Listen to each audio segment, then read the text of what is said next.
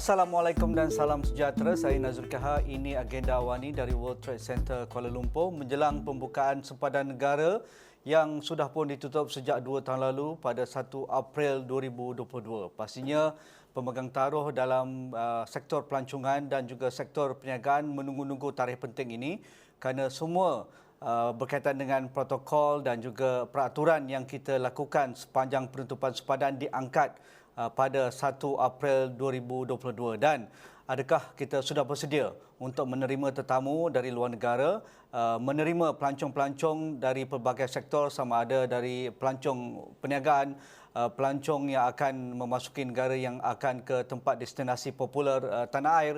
Begitu juga bagaimana kita akan menyediakan satu persekitaran kondusif ataupun satu persekitaran pelancongan yang selamat, kerana kita sudah melalui pandemik COVID-19 hampir 2 tahun lebih ini dan kita sedang melakukan peralihan ke era endemik. Jadi untuk melihat perkara ini, adakah Malaysia sudah bersedia untuk menyambut tetamu ini dan bagaimana kita memberikan tumpuan untuk memulihkan sektor pelancongan antara sektor ekonomi yang paling terkesan sepanjang 2 tahun ini. Jadi Cik Uzaidi Udanis, Presiden Majlis Pelancongan Malaysia, berada di talian pada malam ini. Assalamualaikum Cik Uzaidi, apa khabar? Waalaikumsalam Nazri, apa khabar Nazri? Sihat sini? Terima kasih Cik Uzaidi. Pastinya dalam beberapa hari ini pemegang taruh sektor pelancongan dan juga sektor berkaitan dengan pelancongan menunggu-nunggu tarikh keramat 1 April. Mungkin reaksi awal Cik Uzaidi. Yalah, sebenarnya Nazri, kita penggiat industri sangat teruja lah. Sangat gembira dengan berita pembukaan ini, di mana apabila Malaysia menuju ke arah endemik dan ini membolehkan sempadan antarabangsa kita dibuka, dan ini juga boleh kita memberi ruang untuk kita menerima pelancong-pelancong antarabangsa. Ini satu berita yang gembira bagi kami, dan saya harap dengan adanya tarikh keramat ini 1 bulan April, orang kata April Fool, tetapi bagi kami lah April yang sangat berrahmat untuk kita. Semoga-semoganya industri pelancongan ini boleh semula kembali dalam keadaan pemulihan. Maksudnya bukan April Fool untuk kita sambut pada 1 April 2022. Cik Uzaidi, untuk memastikan pemain dan juga pemegang taruh sektor pelancongan benar-benar bersedia, apa persiapan yang sudah pun dilakukan untuk memastikan kita menerima pelancong antarabangsa, pemain-pemain pelancongan antarabangsa global untuk berada di negara kita, dan juga kita menyahut seruan kerajaan untuk memulihkan sektor pelancongan? Apa persiapan yang sudah pun dilakukan? Ialah sebagaimana kita tahu, industri pelancongan adalah industri utama bagi kami, bagi negara Malaysia. Ia ialah penyumbang yang ketiga dalam sektor dalam GDP ataupun KPDNK. Jadi maka kita di penggiat-penggiat industri semasa pandemik, yang kita katakan masa berehat, kita lihat semula struktur landscaping industri pelancongan, sama ada kita mempunyai produk-produk yang bagus, produk-produk yang terkini, produk-produk yang kompetitif. Dan dia sekarang ni semasa apabilanya pandemik ni bertukar pada endemik, kita lihat negara-negara luar pun turut berebut dengan pelancong-pelancong. Kita tengok lihat negara Thailand telah menerima lebih kurang 435,000 pelancong antarabangsa tahun lepas saja, dan tahun ini mereka mensasarkan 10 juta pelancong antarabangsa.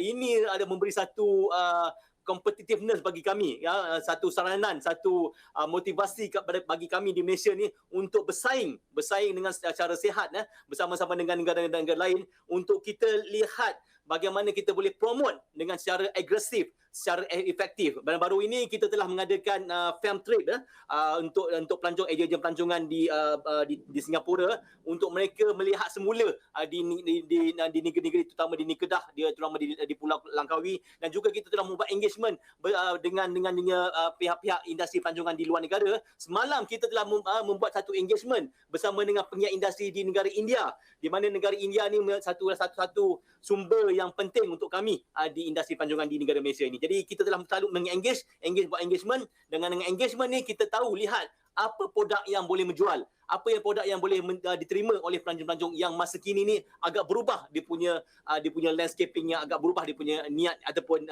kehendak mereka ni, Nazri. Ya, sepanjang 2 tahun lalu kita belajar banyak perkara berkaitan dengan menyediakan persekitaran yang selamat akibat pandemik COVID-19. Dan pastinya dengan pembukaan sempadan antarabangsa negara ini, kita ingin memberitahu dunia bahawa jangan takut, jangan risau, datanglah ke negara kita Malaysia, menyediakan persekitaran ekosistem pelancongan yang selamat, dan kita yakin dengan segala persiapan yang kita lakukan mampu memberikan keyakinan pada mereka Malaysia adalah destinasi utama jika mereka memilih untuk melancong apabila sempadan negara sudah pun dibuka. Cik Zaidi. Ya, sebenarnya kita di Malaysia ni, kita bernasib baiklah dengan adanya pihak kerajaan menumpu sepenuhnya dalam vaksinasi, inisiatif vaksinasi, di mana kita adalah antara negara yang tertinggi menerima vaksinasi kalau berbanding dengan negara-negara luar. Dan juga kita lihat negara-negara di antarabangsa, negara-negara Eropah, negara Amerika, negara-negara di best practice di Maldives dan juga di Dubai, di mana mereka telah mengadakan SOP-SOP yang sangat fleksibel. Sebabkan COVID-19 ni sangat dinamik lah. Jadi kita perlu berubah dan mengikut masing sesuai. Dan kita tengok kepulauan Maldives telah menerima pelancong yang ramai. Kita tengok negara Turki. Kita rakyat Malaysia ni memang suka betul pergi ke negara Turki. Jadi negara Turki adalah antara negara yang menerima lebih kurang paling ramai 14 juta pada tahun lepas pelancong-pelancong. Jadi kita tengok bagaimana kita boleh adapt dan adhere ataupun kita boleh mematuh dengan SOP-SOP yang terkini ni. Dan jangan kita hanya ketat-ketatkan hanya for the sake of ketat, tetapi kita tak tengok kesenangan pelancong-pelancong. Pelancong sangat pintar, pelancong sangat pandai sekarang ni. Dia memilih tempat-tempat yang sesuai dan tempat-tempat yang senang untuk melawat, tempat yang mereka boleh beriadah dengan senangnya. Janganlah kita ketatkan SOP-SOP itu just for the sake of hadirkan SOP, tetapi kita menyusahkan pelancong-pelancong untuk datang ke Malaysia. Tetapi kita kena ingat, kita kena pelihara SOP-SOP, kita kena maintain, protect the SOP itu supaya kita boleh pelihara atau lindungi rakyat Malaysia daripada jangkitan virus yang seterusnya. Adakah Cik Zaidi dan juga Majlis Pelancongan Malaysia berpuas hati dengan SOP yang amat mudah, straightforward yang diterangkan oleh pihak KKM dan juga Majlis Keselamatan Negara apabila kita bersedia membuka sempadan 1 April? Apakah SOP yang dikatakan oleh Menteri Kesihatan Saudara KJ itu memadai, cukup untuk pemain industri menerima kedatangan pelancong bermula 1 April? Alhamdulillah pihak kerajaan Malaysia atau terutama sekali pihak Kementerian Kesihatan mereka proaktif dalam melihat, tengok segala angle, segala sudut untuk menyenangkan pelawat ataupun pelancong-pelancong datang ke Malaysia. Tapi kita harus ingat, negara-negara lain pun progresif. Negara-negara pun ingin menyenangkan pelancong-pelancong. Jadi kita tengok juga, kita harus tengok secara teliti. Janganlah hanya darat tu, contohnya daripada Singapura bila melalui darat tidak perlu RTK antigen, tetapi kalau melalui udara perlu RTK antigen. Jadi ini sebagai double standard. Apa sebabnya? Mungkin ada sebabnya, tetapi kalau boleh kita selaraskan, kalau seberang dengan melalui jembatan Tambak Johor tu boleh tidak perlu RTK, tetapi dengan udara pun kita boleh juga daripada Singapura ke Kuala Lumpur KLIA tidak perlu RTK dia. Ini contoh-contoh yang perlu kita selaraskan. Kalau boleh kita berinteraktif dan juga kita lihat secara holistik bagaimana kita nak mengurangkan kesusahan ini, tapi juga kita melindungi rakyat Malaysia ni, Nazri. Bagi Cik Zaidi dan juga rakan-rakan Majlis Pelancongan, pastinya pemain industri terkesan teruk, antara yang paling parah menerima kesan impak COVID-19. Tetapi dengan pembukaan sempadan bermula 1 April, adakah kita juga ingin melihat segala pemain taruh dan juga pendokong-pendokong industri perniagaan dan juga pelancongan termasuk berkaitan dengan F&B, homestay, pelancongan berkaitan dengan pameran dan juga persidangan. Jadi bagaimana kita dapat menyokong dengan pembukaan sempadan ini, tetapi dalam masa yang sama juga kita perlu melihat industri-industri yang berkaitan dengan pelancongan yang masih banyak sangat SOP-nya, masih terikat dengan cara protokol yang mungkin agak sukar untuk industri tersebut bangkit semula dengan segera. Cik Zaidi. Ya, Nazri, saya setuju soalan ini. Sebenarnya soalan ini patut kita menjawab sama-sama dengan kementerian, dengan pihak kerajaan. Alhamdulillah dengan di bawah kepimpinan Yang Berhormat Menteri Pelancongan Datuk Seri Hajah Nancy, beliau sangat proaktif dan melihat, dan esoknya, contohnya esok mungkin beliau akan melancarkan satu program strategik, plan strategik, yang strategik utama untuk industri pelancongan. Ini kita amat teruja, dan saya harap juga kementerian lain juga harus lihatlah secara holistik bagaimana untuk kita boleh sama-sama untuk memantapkan industri pelancongan. Sebagaimana kita tahu, industri pelancongan ni industri yang low hanging fruit. Tidak perlu belanja apa-apa lagi lah, tidak perlu ada infrastruktur yang betul-betul. Kita perlu hanya mempromosikan dan siap siaga, dan juga kalau boleh peraturan-peraturan itu kita kurangkan untuk kita menyenangkan, dan juga pihak-pihak, terutama pihak bank, tolong bantu pihak industri pelancongan yang baru nak bangun. Pihak industri ni perlu perlu ubat, perlu vitamin, perlu suplemen macam-macam. Jadi bila pihak bank boleh membantu kita, saya rasa industri pelancongan ni boleh terus kita boleh, in fact, kita boleh compete dengan negara-negara lain, terutama negara Thailand dan juga negara Indonesia. Ini harapan kami, ini harapan yang saya rasa boleh kita capai, sebab industri pelancongan adalah industri yang pintu besar. Apabila pintu besar ni buka, semua boleh dapat, bukan hanya industri pelancongan saja, tetapi industri-industri lain. Kita tak kisahlah dengan jual goreng pisang ke, jual batik ke, jual makanan ke, jual dewan ke, dewan kahwin ke. Itu semua adalah satu industri yang besar di bawah industri pelancongan. Jadi saya harap sangat semua pihak bekerjasama dalam satu pihak, dalam satu slogan dalam bawah keluarga Malaysia, kerjasama di bawah keluarga Malaysia, kita bantu industri pelancongan ni sampai kita berjaya untuk kita memulihkan industri pelancongan ni dalam sekelip mata, insya-Allah. Nazri, adakah ia benar-benar berlaku di lapangan, kerjasama untuk memudahkan industri pelancongan dan juga industri yang bersangkutan dengan pelancongan ini dapat bangkit dengan segera? Ia benar-benar difahami di peringkat persekutuan, jabatan-jabatan yang melibatkan Jabatan Persekutuan, Kementerian Persekutuan, di peringkat negeri dan juga agensi-agensi pihak berkuasa tempatan. Adakah kita lihat Cik Zaidi rasakan ia sudah pun berada di landasan yang betul untuk menyambut ketibaan pelancong yang akan memasuki sepadan negara, sama ada melalui darat ataupun udara ataupun melalui krus dan sebagainya? Alhamdulillah lah, Nazri, kerajaan Malaysia ni sangat proaktif dan membantu pengingat-pengingat industri. Tapi banyak benda yang kita boleh improve. Banyak benda yang kita boleh baik pulih. Terutama sekali semua kementerian, sebab industri pelancongan ni industri yang keseluruhannya, ada juga medical tourism, ada conference, ada agrotourism, makanan pun. Jadi saya lihat Malaysia ni dikelilingi oleh laut. Contohnya dikelilingi laut. Jadi untuk kita menggalakkan cruise tourism, kita perlu menyenangkan cruise company itu untuk kita kita base di Malaysia. Janganlah kuat strict sangat, Jabatan Laut jangan strict sangat, Kementerian Pengangkutan jangan strict sangat. Jadi sekarang ni kita ada cruise to Norway di Penang, di Penang. Apa kata kalau kita boleh benarkan mereka ni buat cruise Norway pada malam? Sekarang ni pada siang saja, tapi pada malam. Ini sesuai untuk pelancong-pelancong antarabangsa yang mereka ingin enjoy the Straits of Malacca di sebelah malam, untuk mereka supaya mereka boleh tinggal lagi lama di Malaysia. Ini satu contoh di mana kementerian, jabatan dan juga pihak PBT dan juga pihak industri dan juga pihak akademia memberi satu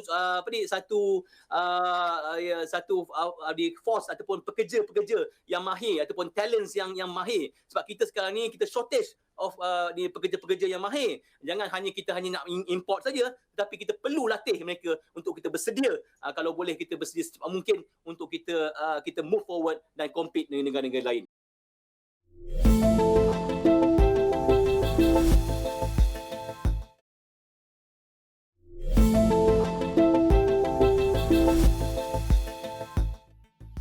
Ya, untuk melakukan adaptasi, adapt dan juga survive dalam pemulihan ekonomi kita ke fasa peralihan endemik ini, kita pastinya dan Cik Uzaidi pastinya familiar untuk memastikan segala maklumat berkaitan dengan kemasukan pelancong dan juga mereka yang ingin memasuki negara kita ini, informasi yang betul dan mudah dan jelas, sama ada melalui dalam atas talian bagi jabatan yang tertentu, penerbangan misalnya, jabatan immigration misalnya, jabatan Kementerian Kesihatan misalnya. Jadi adakah Cik Uzaidi berpuas hati semua ini sudah bersedia untuk menyambut kedatangan pelancong luar bermula 1 April ini? Saya rasa semua pihak mencuba sedaya upaya lah untuk kita bersedia, dan pihak industri pun telah bersedia sejak tahun 2020 lagi, di mana kita patut menerima pelancong-pelancong tahun lawak Malaysia ya. Jadi sebenarnya kalau kita nak katakan perfect, tidaklah perfect, tapi kita boleh improve. Jangan nak tunggu perfect baru kita nak buka. Jadi kita kena harus kita tengok step by step dan kita improve as time goes by dan kita lihat Jabatan Immigration telah membantu kami dengan memberi visa yang untuk application ataupun untuk borang permohonan yang visa yang dengan senang dengan seamlessly kami bersama-sama dengan ejen pelancongan di India sangat gembira lah, sangat teruja dengan ada sistem online visa application oleh Jabatan Immigration. Ini satu-satu contoh di mana kita semua perlu lihat bagaimana kita boleh menarik lebih ramai pelancong yang berkualiti. Jangan hanya kita nak bawa regulation ataupun peraturan khas untuk kita, tetapi agak menyusahkan dan tidak memberi outcome yang bagus untuk negara, terutama untuk ekonomi negara kita. Jadi kita kena lihat semua, satu pasukan, satu pihak, kita kalau boleh kita mimpi yang sama. Bantal lain-lain tak apa Nazri, bantal lain-lain tak apa, kita tidur bantal lain, tapi kita mimpi yang sama. Dengan mimpi yang sama itu kita boleh sama-sama kita boleh memantapkan ekonomi negara kita, insya-Allah. Apa nasihat ataupun pandangan Cik Uzaidi berkaitan dengan insurans ketika pelancong ataupun apabila kita ingin memasuki negara kita ataupun negara asing ini, travel insurance ini mungkin menjadi sedikit beban, dan adakah kita sudah pun ataupun melakukan yang terbaik untuk memastikan insurans perjalanan ini affordable dan mudah untuk kita apply ataupun dapatkan, dan kalau kita nak travel inbound ataupun outbound pun ia tidak menyukarkan pada semua pihak. Yelah, bercerita pasal insurans ni, saya rasa negara-negara, terutama negara ASEAN pun juga mengenakan pelancong-pelancong membeli insurans, dan di Malaysia ni memerlukan coverage lebih kurang RM50,000. Jadi sebenarnya kita situasi Malaysia berbeza dengan situasi di Eropah. Situasi kita berbeza dengan situasi Amerika di mana Eropah dan Amerika ni kalau tak ada insurans susahlah nak masuk ke hospital. Kalau di Amerika ni nak pergi ke klinik biasa-biasa tu, nak pergi jumpa doktor, mereka bertanya, do you have insurance? Itu yang penting ni. Di Malaysia ni tidak ada. Boleh pergilah klinik mana, tak perlu tanya ada insurans tak ada insurans. Jadi landscaping industri perubatan di negara kita ni agak berbeza, dan kebanyakannya kerajaan Malaysia memberi subsidi yang tinggi, terutama di hospital-hospital kerajaan dengan kos yang rendah. Jadi takkanlah kita nak tampung kos perubatan pelancong-pelancong yang daripada luar negara. Jadi perlunya ada, saya rasa perlunya ada, tetapi kita perlu dinamik, kita perlu revisit balik semula, tengok bagaimana adakah ia memberi bantuan pada industri perubatan ataupun tidak. Kalau tidak, kita boleh kurangkan dari as time goes by. Tapi kita perlu tengok, jangan kita gunakan duit kerajaan Malaysia ni untuk tampung perubatan, kos-kos perubatan warga luar negara yang datang sini untuk bercuti. Jadi itu satu kenapa kita perlukan adanya insurans untuk pelancong-pelancong ini. Okay. Berkaitan dengan industri perhotelan dan juga home sharing market ataupun pasaran bagi industri inap yang kita lihat amat terkesan sepanjang 2 tahun lalu. Kalau saya baru pulang ke Pantai Timur, di daerah Cerating, Kuantan dan di tepi pantai timur menuju ke Kemaman itu, saya tengok Cik Uzaidi memang banyak hotel-hotel kosong mungkin yang sudah lama bukan terbengkalai tetapi tidak diinap, menyebabkan situasinya amat menyukarkan bagi pemilik hotel dan sebagainya. Jadi adakah dengan pembukaan sepadan ini pihak industri hotel dan juga home sharing ini mampu bangkit segera, dan apa insentif yang sebenarnya Cik Uzaidi rasakan perlu diberikan kepada pemilik hotel? Sampai saya berbicara dengan pengurus hotel, mereka terpaksa potong gaji separuh dah 2 tahun ni. Ada yang mungkin 3 suku je tinggal pendapatan mereka dan ada yang terpaksa ambil cuti pada awal-awal pandemik dulu. Jadi apa lagi yang diperlukan oleh industri hotel dan juga home sharing ini untuk memastikan mereka mampu menerima kedatangan pelancong, dalam masa yang sama mereka mampu bernafas sedikitlah mungkin dalam setahun 2 tahun mendatang ini? Ya, sektor penginapan ataupun sektor hotel ini adalah memerlukan modal yang besar. Because dengan adanya bilik yang hotel bangunan yang besar, lagi besar lagi perlukan banyak kos yang untuk kita maintain. Dalam masa 2 tahun ini amat terkesan. Sebab tak ada pelancong kan. Tidak ada pelancong, tidak siapa yang nak tinggal di hotel. Jadi mereka telah mengurangkan kos-kos tu dengan let go all the workers, pekerja-pekerja, dan juga mengurangkan kos-kos yang lain. Jadi apabila kerajaan Malaysia telah kata okey, kita boleh buka sektor pelancongan domestik ni. Jadi sebenarnya Malaysia ni adalah antara negara yang memerlukan pelancong antarabangsa. Dia bukannya macam negara China yang tak perlulah, luar negara tak payah datang lah. Dia ada sendiri pun dah cukup ramai dah. Kita adalah negara yang kecil. Kita memerlukan pelancong-pelancong antarabangsa. Jadi negara kita pun banyak produk-produk yang belum lagi dipromosikan. Apabila hotel-hotel ni tutup semasa pandemik ni hanya bergantung pada domestik, tak boleh tahan, tak boleh sustainable. Jadi sekarang ni mulalah kita buka 1 bulan April. Tetapi pembukaan ini juga mempunyai cabaran yang besar untuk kita juga. Macam mana nak dapat pekerja, bagaimana nak buat role capital untuk beli barang, untuk refurbish bilik, kadang bilik berdebu, bilik dah lama tak pakai kan. Jadi kita perlu cantikkan. Ini semuanya memerlukan kos. Jadi mungkin mengambil masa yang lama, tetapi saya rasa dengan semuanya kita boleh promote aggressively, kita promote effectively, saya rasa insya-Allah negara kita boleh menerima pelancong, dan kita harapkan tahun ini kalau boleh kita terima 2 juta pelancong antarabangsa yang boleh memberi sumbangan 10 bilion ringgit untuk tourist receipt, dan dengan itu dia boleh berkembang semula, boleh menyawa semula, dan saya harap pihak kerajaan pun boleh membenarkan mereka membawa masuk pekerja-pekerja asing untuk sementara ni, bukan untuk selama-lamanya, untuk sementara ni, supaya mereka boleh bangkit semula memberi servis atau perkhidmatan yang bagus, yang lebih bagus daripada tahun-tahun lepas. Nazri. Cik Zaidi, ketika saya membuat liputan Pelaraya Negeri Johor pada bulan lalu, Johor Bahru khususnya di selatan kawasan Johor memang hampir lesu. Saya lihat sepanjang jalan Wong Afok ataupun di Iskandar Puteri, di Puteri Harbour, hotel-hotel kosong, pusat perniagaan hampir tidak ada pengunjung, dan mereka memang mengakui, peniaga-peniaga kecil dan juga sederhana, pemilik premis mengatakan bahawa mereka tidak mampu bertahan lagi kalau sepadan ditutup. Alhamdulillah, kerajaan membuat pengumuman bahawa sepadan darat dan juga sepadan antarabangsa akan dibuka, termasuk di Tambak Johor dan juga di laluan kedua. Jadi bagi negeri-negeri yang memang sudah pun terkesan teruk akibat COVID-19 dan juga penutupan sepadan ini, bagaimana pemain industri perlu bekerjasama, kerana bukan hanya pemain industri dalam bidang pelancongan, tetapi kita tahu juga ia melibatkan seluruh ekosistem. Kita ada money changer, kita ada restoran, kita ada groceries, supermarket dan sebagainya. Mereka akan pemilik premis seperti kalau di Johor tu Plaza Angsana, di Kota Raya dan sebagainya. Tetapi pemilik ada beban yang tidak dapat mereka selesaikan, iaitu kos untuk menyewa, kos utility yang ada juga di kalangan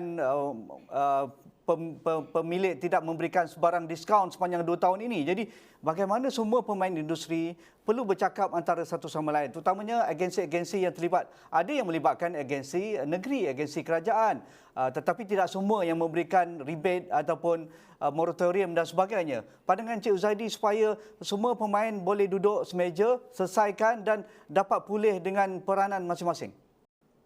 Itulah kalau kita tengok 2 tahun ini Malaysia Tourism Council ataupun Majlis Pelancongan Malaysia ni telah cuba mengadakan berbagai-bagai engagement, tahu di sektor-sektor, bukannya sektor-sektor pelancongan saja, travel agent saja ataupun hotel saja, tapi sektor-sektor retailing, sektor restoran, even sektor wedding pun, perkahwinan, yang mana kita ni telah menerima telah menganjurkan banyak wedding wedding kan, international wedding di Malaysia ni. Itu satu-satu prospek yang besar ke. Dan kita lihat kapal layar yang mewah yang datang sini.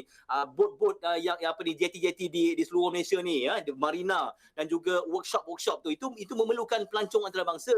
Jadi apabila border ni dibuka, saya harap sangatlah mereka ni bekerjasama, memberi perkhidmatan yang bagus, yang top of the notch top of the notch. Jangan kita charge lebih-lebih tetapi kita memberi servis yang kurang Jadi ini perlu kerjasama di mana kerjasama antara pihak industri dengan pihak kerajaan, pihak kementerian, dengan pihak PBT dan juga pihak akademia pun perlu juga untuk kita bersama-sama untuk memberi satu objektif ataupun outcome yang bagus untuk menerima pelancong yang boleh, kalau boleh, repeat turis. Kita tak naklah tahun ini dia datang, tahun depan tak datang, 2 tahun tak datang. Kita nak kalau tahun ini datang, pelancong tu datang tahun depan lagi. Tahun depan repeat turis. Itu yang kita perlu. Bila tu repeat turis ni, kita perlu beri servis yang bagus untuk mereka. Jadi ini satu kena ada kerjasama yang sangat komprehensif, sangat efektif, di mana di bawah Majlis Pelancongan Malaysia bekerjasama dengan pihak kementerian, terutama Kementerian MOTEC dan juga Tourism Malaysia. Bercerita pasal diskaun ni. Kita bersama-sama dengan Tourism Malaysia akan mengadakan satu dipanggil kempen cuti-cuti Malaysia, di mana kita galaklah walaupun sekarang kita buka border, tapi kita perlukan juga rakyat Malaysia melancong negara kita. Janganlah pergi melancong negara Turki, janganlah pergi melancong dekat UK, London ke apa.